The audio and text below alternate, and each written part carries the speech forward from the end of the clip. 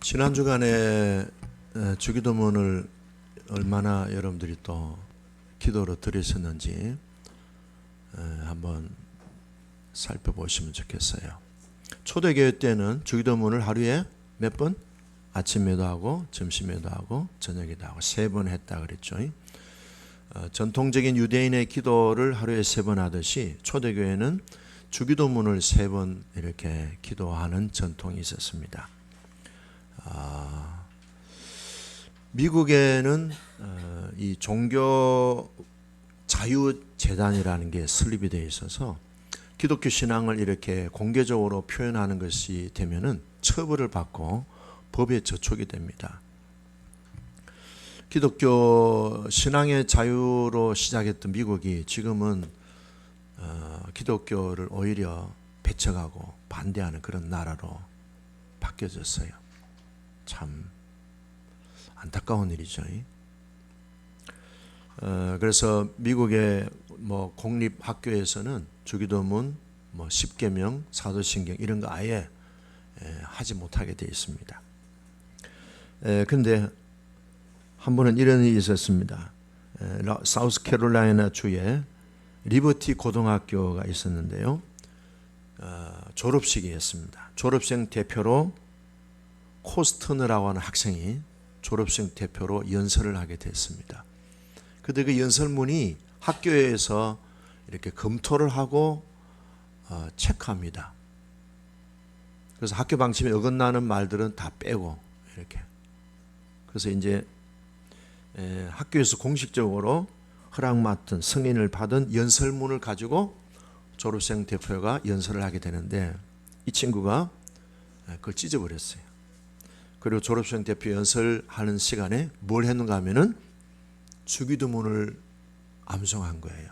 하늘에 계신 우리 아버지여 이름이 거룩히 여김을 받으시오며 그러면서 쭉 주기도문을 하는데 뒤에 앉아있는 교장 선생님이 얼굴이 점점 흠상궂어지는 거예요.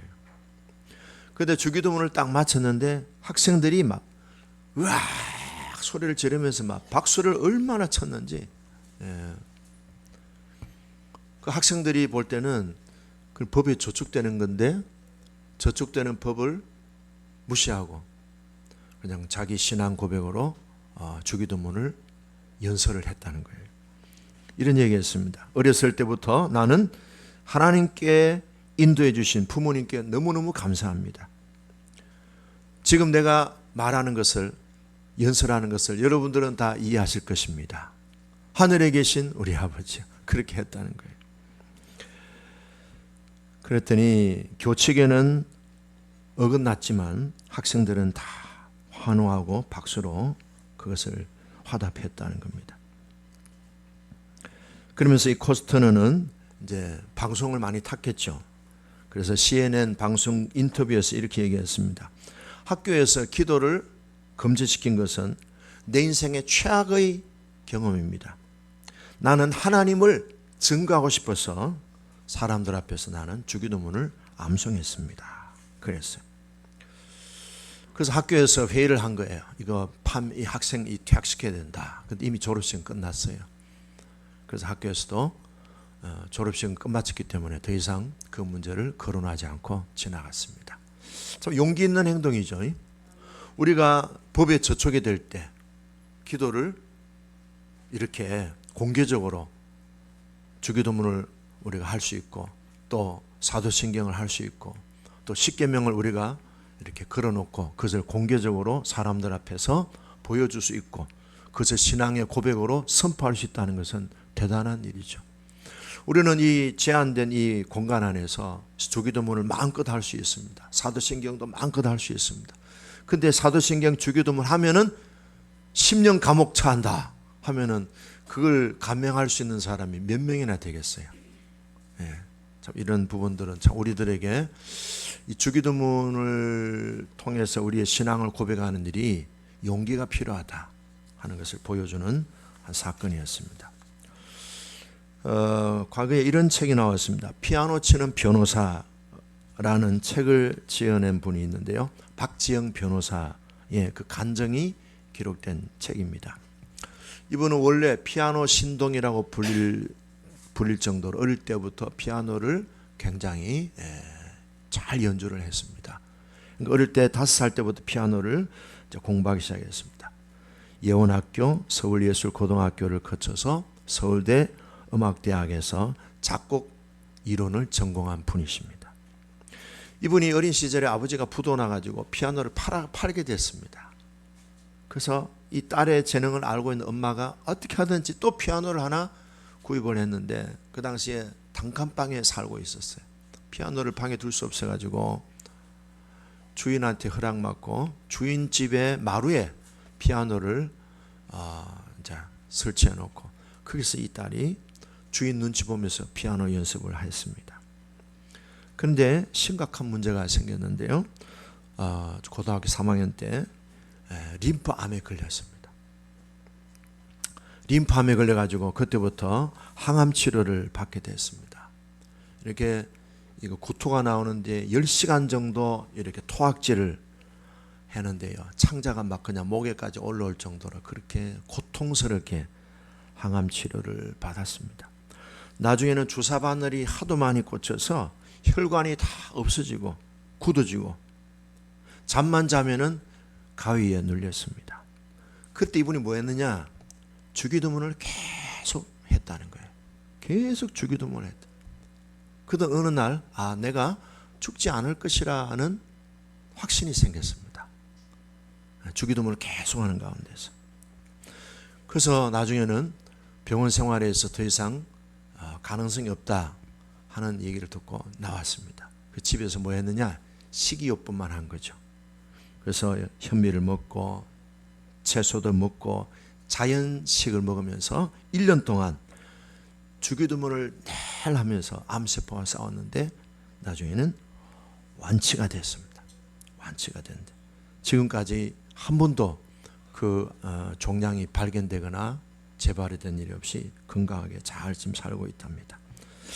그런데 이분이 이제 서울 음대를 들어가서 이제 서울 음대를 마쳤는데 목사님이 야 지영아 너 아무래도 하나님 은혜가 크니까 너 사법고시를 한번 쳐봐라. 그래서 이분이 또 음대 졸업생이 사법시험을 친 거예요. 그래가지고 사법고시를 합격해가지고 변호사가 된 겁니다. 그래서 이분이 피아노 치는 변호사 그런 책도 냈습니다. 이분의 그런 항암 치료의 결정적인 치유의 근본은 주기도문에 있었다는 거예요. 여러분 주기도문을 많이 암송하시고 주기도문을 자주 하셔요. 주무시기 전에 기도하시고 아침에 일어나서 기도하죠. 저도 어제 저녁에 자기 전에 대충 기도하고 주기도문하고 마무리하고 근데 자다가 한 2시에 또 일어났어요. 화장실에 갔다 와서 또 주기도문 했습니다. 오늘 아침 일어나자마자 또 주기도문하고 교회 와서 또 주기도문하고 어젯밤에 오늘까지 4번 5번 했습니다. 하여튼 주기도문을 자주 하시면 이 주기도문은 기도 중에 최고의 기도입니다.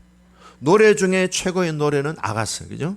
근데 기도 중에 최고의 기도는 주기도문입니다. 주기도문을 자꾸 하십시오. 거기에 모든 하나님의 뜻이 다 갖추어져 있고 기도의 엑기스가 총체적인 엑기스가 주기도문에 있습니다. 자주 주기도문 하시면서 주기도문을 통해서 주시는 은혜가 풍성하기를 축복합니다. 자, 맨 처음에 주기도문에 나오는 그 오늘 이 6장 9절에 있는 내용인데요. 하늘에 계신 우리 아버지여 그랬습니다. 한번 다 합시다. 따라합시다. 하늘에 계신 우리 아버지여. 자, 우리가 누구에게 기도하느냐? 기도의 대상에 대해서 예수님이 제일 먼저 가르쳐 주셨어요. 사람들은 이렇게 얘기합니다. 부처여, 뭐 알라의 신이여, 뭐 공자여 이름만 불러가지고 내 소원만 이루어지면 된다. 이렇게 기도하는 사람들이 많습니다. 일본 같은 경우에는 신이 600만 개의 신이 됩니다. 아무거나 그냥 아다리 되면 되는 거예요. 그래서 일본에는 다 신교 국가입니다. 집에 가면은 막 심지어는 멸치신, 새우신, 자라신, 거북신 다 있어요. 어떤 집에 가면 코끼리도 있고 자라도 있고 어떤 집에 가면 이것도 많이 있습니다. 아무거나 아다리 돼서 내 소원만 이루어지면 된다는 식이에요. 그런데 오늘 이 성경에서 주기도문에서 우리 주님이 가르쳐주신 기도는요, 오직 우리의 기도의 대상은 하늘에 계신 우리 아버지만인 뿐이다. 오직 아버지만이 우리의 기도를 받으실 대상이고 우리가 기도해야 될 핵심 대상은 다종교가 아니다. 오직 하늘에 계신 우리 아버지다. 우리 아버지. 그리고 또 이 하늘에 계신 우리 아버지라고 할 때에 하나님과 우리와의 관계를 부모와 자녀와의 관계로 이렇게 묶어놓고 있습니다. 기도의 대상이 하나님 아버지고 우리는 그분의 자녀와의 관계라고 하는 사실을 알고 기도하라는 거예요. 요한복음 1장 12절에 보면 영접하는 자 곧 그 이름을 믿는 자들에게는 하나님의 자녀가 되는 권세를 주셨다. 예수님을 나의 구주 나의 주님으로 믿는 사람에게는 하나님의 자녀가 되는 그런 권세, 자녀가 되는 신분의 변화가 있다는 거예요. 로마서 8장 15절 16절 너희는 다시 무수하는 종의 영을 받지 아니하고 양자의 영을 받았으므로 우리가 아빠 아버지라 부르짖느니라. 성령이 친히 우리의 영과 더불어 우리가 하나님의 자녀인 것을 증거하신다. 우리가 하나님의 자녀라는 것을 증거하는 것도 있겠지만 하나님의 성령이 우리로 하여금 너는 하나님의 아들이다 딸이다 라고 직접 증언해 주신다 이 말이에요. 하나님은 하나님의 독생자 하나님의 친아들은 예수님이지만 우리는 양자의 영을 통해서 성령을 통해서 양자의 영을 받아서 하나님을 아버지라 부르게 되었다는 겁니다. 그래서 하나님과 우리와의 관계는요 부자지간의 관계로 묶어져 있다는 사실을 알고 그렇게 부르라는 거예요. 하늘에 계신 하는 걸 보면은 하나님은 우리와 관계가 다 멀리 보이는 것 같은데, 멀리 보이는 것 같은데 실제적으로 물론 그런 것도 있지만은 하나님은 우리의 아버지가 되십니다. 아빠 하면은 아버지는 어때요? 자, 우리 김준희 집사님 딸이 아빠 부르면 어떻게 해요? 침묵하세요? 아빠 공주가 둘이나 있으니까 아빠 부르면 어떻게 해요?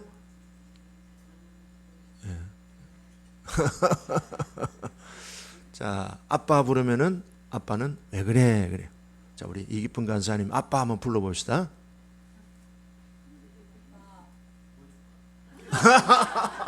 뭐 줄까? 아빠가 부자야. 삼계탕 사줘. 그럼 아빠는 어떻게 해요?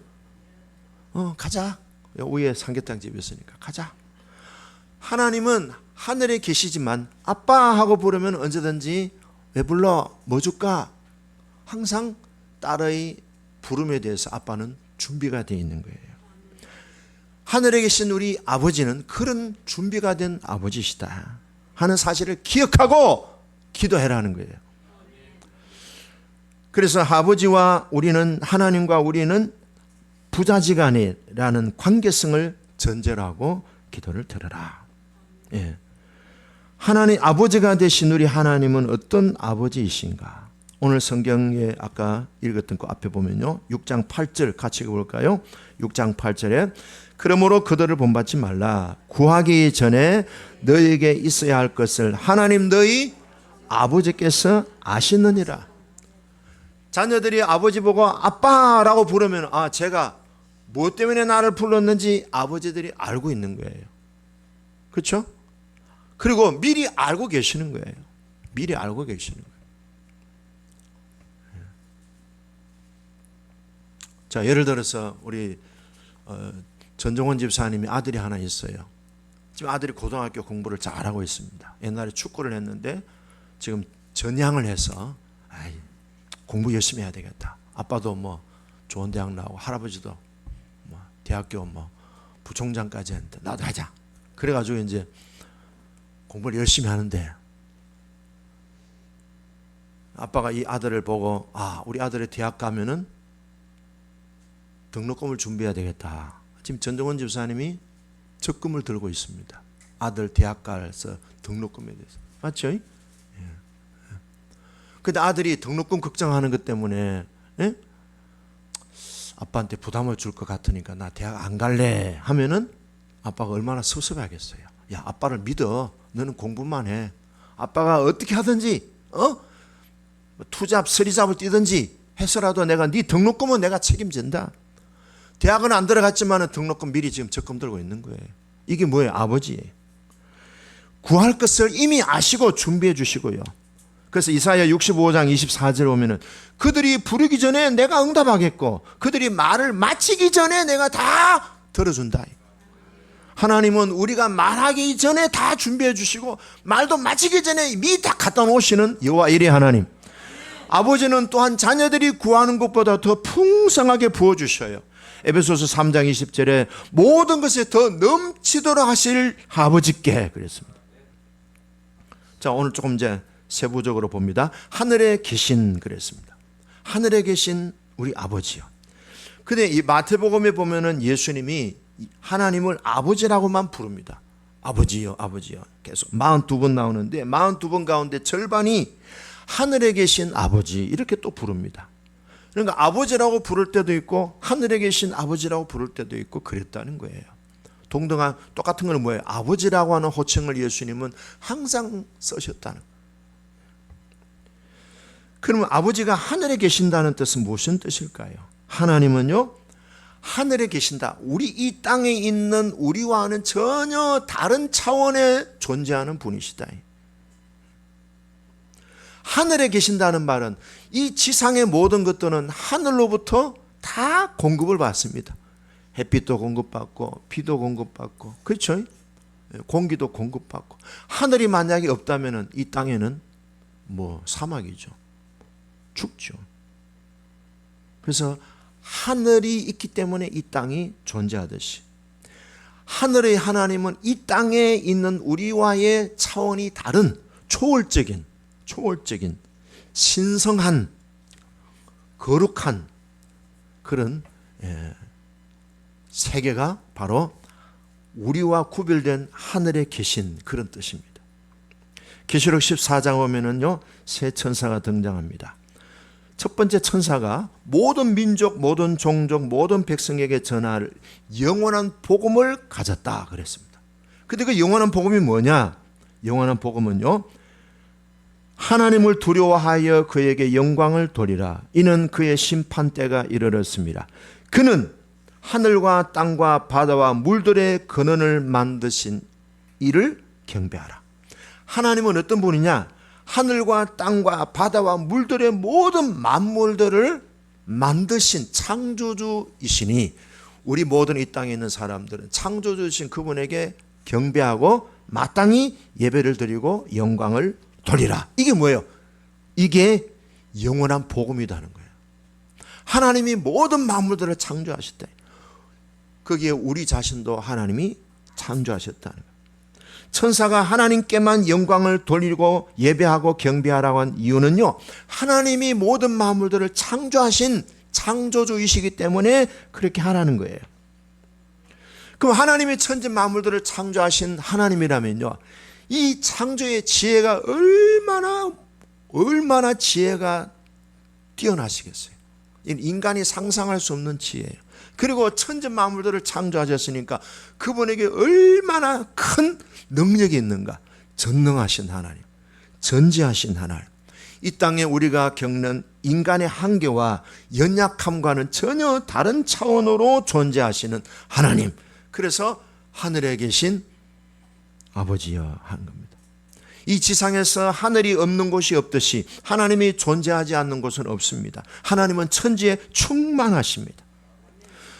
그 다음에 이 하늘에라고 하는 뜻은요 보좌라는 뜻입니다.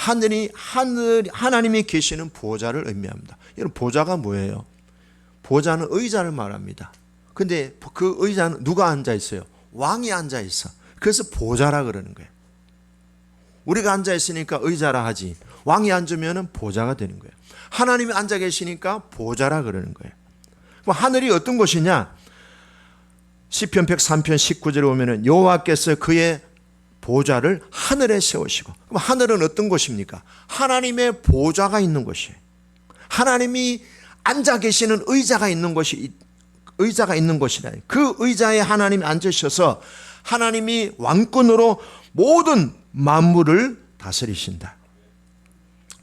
더 쉽게 얘기하면요 하늘을 움직이는 행정부의 중심에 있다는 거예요. 자, 우리나라의 행정부의 중심은 어디에 있어요? 청와대에 있겠죠. 청와대의 대통령 집무실입니다. 거기 앉아서 모든 결제를 서류를 다 사인합니다. 사인하면 뭐 돼요? 그것이 권세가 있어서 다 전국적으로 그것이 적용이 됩니다. 하나님은 어디 계시냐? 우주의 행정부의 중심에서 모든 만물들을 결제하시는 분이세요. 대한민국의 미래도 그분이 결제하시고 저와 여러분들의 인생도 그분이 사인하면은 되는 거예요.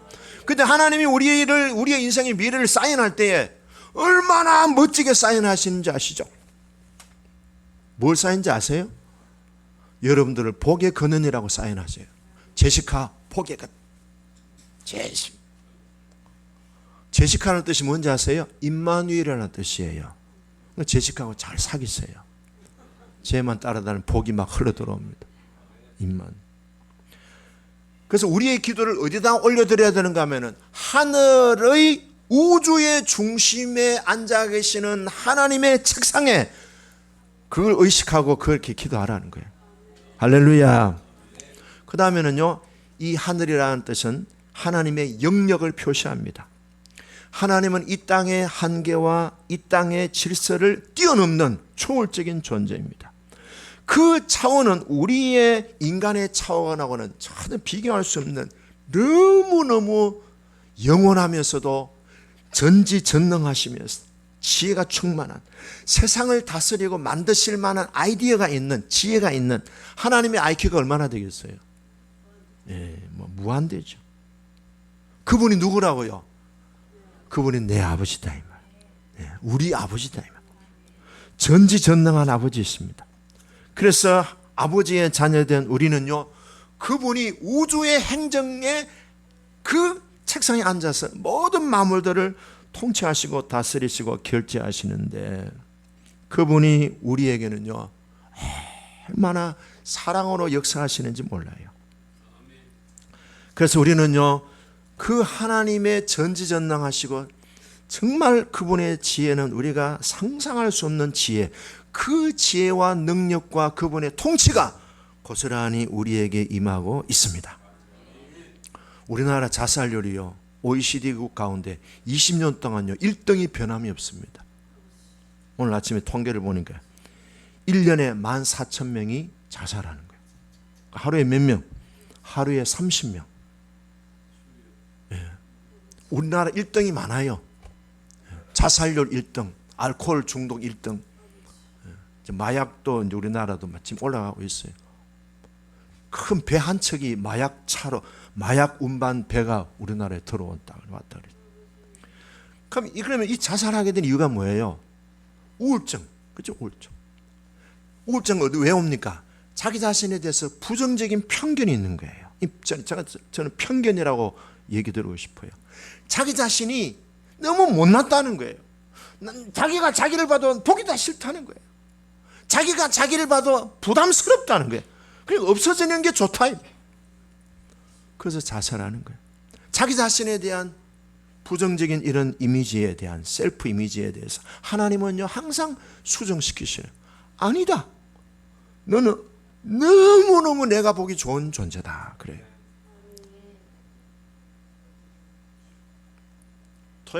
금요일날 우리 아내가 이제 동창회 모임이 있었어요. 저는 뭡니까? 여자들끼리 모이는 고등학교 동창 모임이 있더라고요. 다 공부를 잘하는 친구들끼리 모인대요. 자기들끼리. 우리 아내는 공부를 잘하는 그룹에 속했어요. 믿거나 말거나. 그래서 이제 기대를 걸었죠. 공부를 잘했던 친구니까 얼굴도 이쁘고 몸매도 이쁘고 뭐 말도 고상하게 할 줄 알고 갔는데요. 와, 서프라이즈. 놀랐어요. 우리 집 사람은 아가씨 같아요. 참, 친구들은 완전 할매야. 그래 내가 여보 저 사람 혹시 저 사람의 엄마 아이가 하니까 그 사람이 성형을 많이 해가지고 얼굴이 쭉 처져가지고 불독처럼 처져가지고 놀랐어요 진짜. 우리 집 사람은 정말 아가씨 같아. 자랑하는 게 아니에요. 아니 팩트의 사실. 하영아 전교에서 10등하고 했던 친구들도 나이 드니까 할매야. 인생이 성적으로 풀리는 게 아니더라니까. 잘 믿는 것이 잘 사는 길입니다. 할렐루야. 그래서 전지전능하신 하나님이 우리 아버지가 되시니까 아빠 하면은 항상 주실 준비가 되어 있어요. 아빠! 그래. 다시 해봅시다. 아빠 해보세요.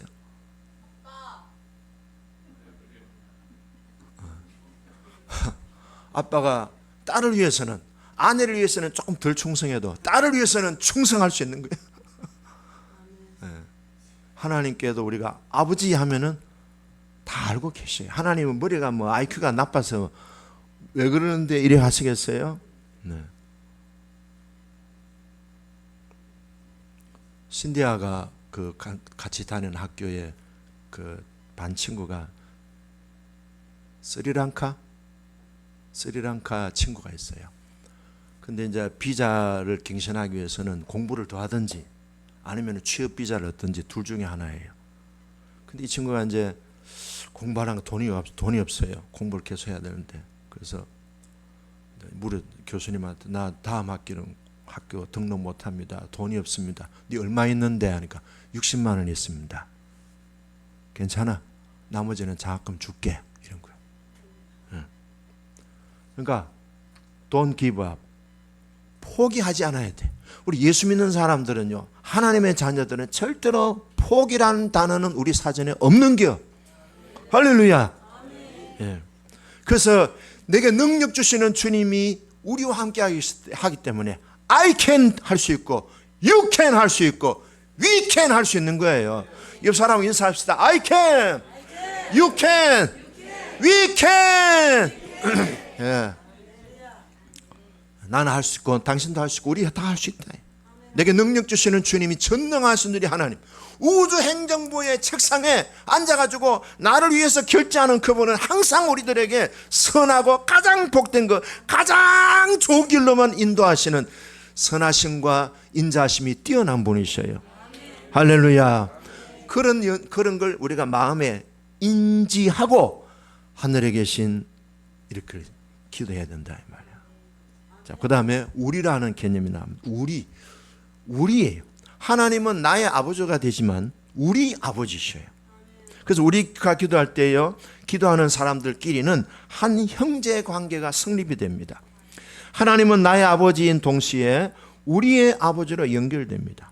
하나님은 우리의 아버지가 되시고 기도하는 우리는 모두가 다 하나님의 다 똑같은 동일한 자녀임을 보여줍니다. 우리의 기도는 개인적이지만 공동체적이고 공동적인 관계로 묶어져 있다는 사실을 보여줍니다. 너희는 결코 개인이 아니다. 하나님의 자녀들은 우리라고 하는 가족관계, 서로 몸된 지체와의 관계로 엮여져 있다는 거예요. 우리가 다 따로따로 갔지만요, 다 서로 엮여져 있어요. 오늘 짜장면 아이디어가 어디서 나왔어요? 김영문 장로님이 짜장면 아이디어 냈어요. 백정순 권사님이 또 옆에서 막 격려의 박수를 하고. 오늘 또 만들었으니까 우리는 어떻게 해야 돼요? 먹어줘야 돼요. 맛있게 드시기 바랍니다. 오늘. 예.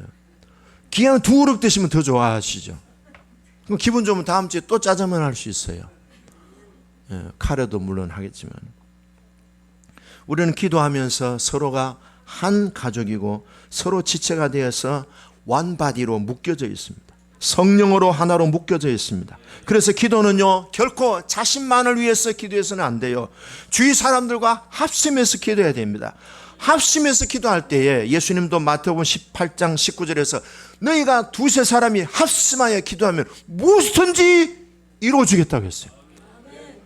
기도는요, 개인 기도이지만 또한 합심 기도. 그래서 개인 기도도 하시고 교회에서 합심 기도할 때는 같이 또 서로 협력해서 기도하는 것이 진정한 기도의 태도라고 봅니다. 그 다음에 아버지여 해봅시다. 아버지여. 자, 아버지여 하면 어떤 생각이 듭니까? 어린 시절에 나를 막 때리던 아버지가 생각나세요? 그다음 술 먹고 막 집안에 막 물건 부수는 그런 폭력적인 아버지가 생각납니까? 아니면은 아버지 하면은 나 병상에 누워서 수입도 없고 늘 무능하게 그냥 골골거리는 아버지가 생각나십니까? 근데 우리가 부르는 이 아버지는 그런 종류의 아버지가 아니라는 거예요. 여러분, 우리가 경험한 육신의 아버지하고는 우리 하늘에 계신 우리 아버지하고는 전혀 다릅니다. 근데 사람들은 육신의 아버지를 하나님 아버지로 생각하고 그렇게 매칭, 그렇게 연결하는 분들이 있어요. 절대로 그렇지 않습니다. 구약 성경에 보면 모세는 하나님을 여호와라고 선포했습니다. 근데 예수님은 우리에게 하나님을 아버지라고 계속 반복해서 보여주셨어요. 항상 예수님은 하나님을 아버지라고 부르셨어요. 그래서 우리가 경험한 아버지에 대한 부정적인 경험과 하나님 아버지는 전혀 다르다는 사실을 아시고 그 아버지의 우주적인 그분의 품속에 푹 잠기시기를 축복합니다. 그러면 아버지는 어떤 분이신가요? 첫째는요, 자비와 사랑의 아버지이십니다. 인자와 긍휼의 아버지이십니다.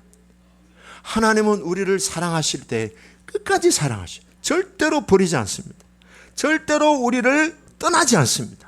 절대로 우리를 포기하지 않습니다. 그분은 우리를 사랑하시는 것이 독생자를 희생하시기까지 우리를 독생자보다 더 사랑하셨다는 거예요. 따라합시다. 나는 예수님보다 더 사랑받는 존재입니다. 예, 저 그림 보세요. 큰아들은요 팔짱을 딱 끼고 둘째 자기 동생을 보잖아요. 이놈 새끼 재산 다 탕진하고 세상에 할 짓 안 할 짓 다 방탕하고 타락하고 온갖 쓰레기와 같은 인생을 살던 네가 무슨 낯짝을 가지고 이 집에 들어와? 이렇게 보는 거예요. 저 큰아들의 눈에는 사랑의 눈이 있어요? 긍휼의 눈이 있어요?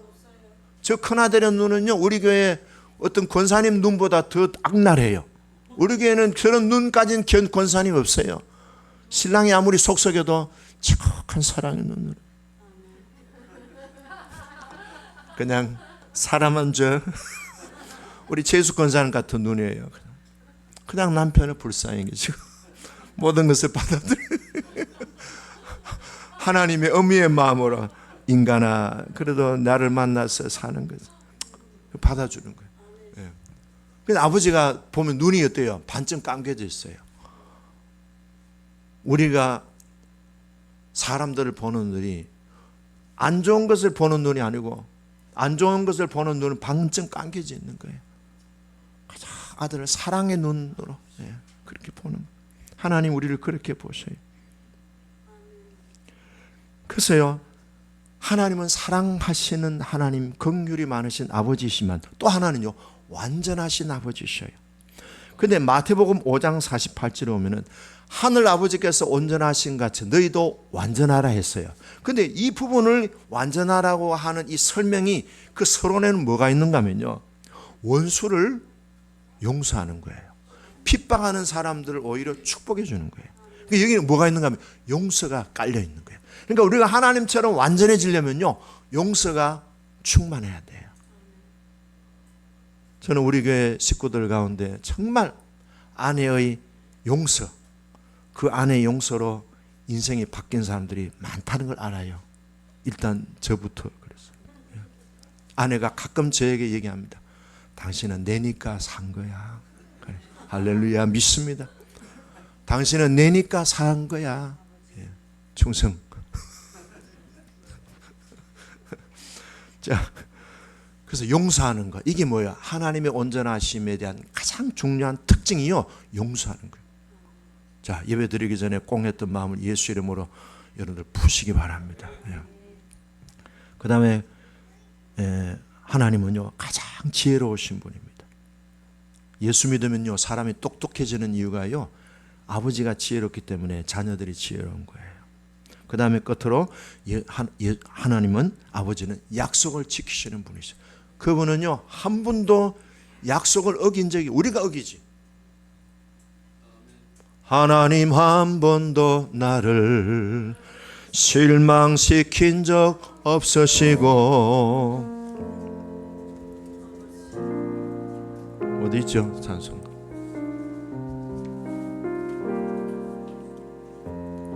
몇 장이죠? 부르면서 마무리하겠습니다. 241장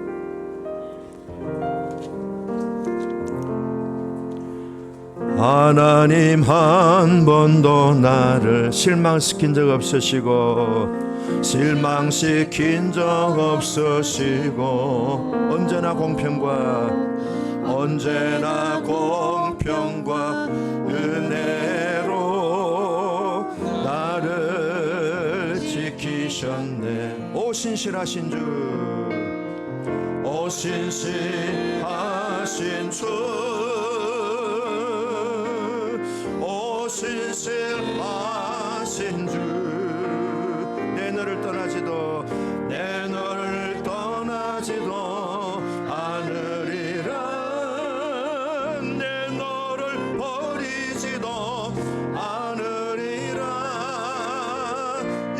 약속하셨던 주님, 그 약속을 지키사, 그 약속을 지키사, 이후로도 영원토록 나를 지키시리라 확신하네. 다시 한번 해봅시다. 하늘에 계신 우리 아버지여, 하늘에 계신 우리 아버지여. 여기에 대한 우리의 반응은 간단합니다. 믿음, 소망, 사랑으로 그분 앞에 담대히 나가면 돼요. 아멘. 자꾸 자기를 의식하지 말고 하나님을 의식하면요 언제든지 나갈 수 있습니다. 그렇게 하늘에 계신 우리 아버지여라는 이 기도를 통해서 하늘 아버지의 풍성함과 전능하신 그분의 뛰어난 하늘 우주 행정의 책상에 앉아서 나를 위한 그분의 결정은 지극히 선하시고 복되신 것을 믿으시고 사랑하면서 소망 가지고 나아가시길 축복합니다.